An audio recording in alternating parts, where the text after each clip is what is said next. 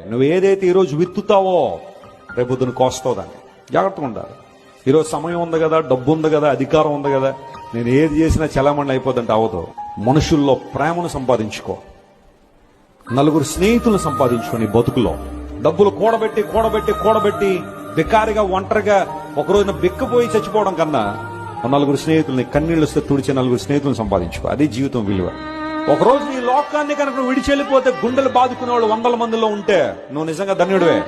అంతేగాని పోయాడా మంచి అయిందిలేండి, ఆడు పోవడమే బెటర్ అని అన్నారా? కర్స్ అది. నీ జీవితం శాపం అన్నమాట. శాపాన్ని కూడగట్టుకున్నావు కానీ ఆశీర్వాదం అయితే లేదు.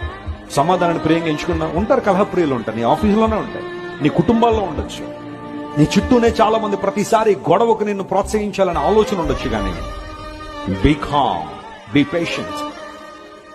చిరునవ్వు తప్ప ఇంకేమీ నీ జీవితంలో ఉండడానికి వీల్లేదు. ప్రజలో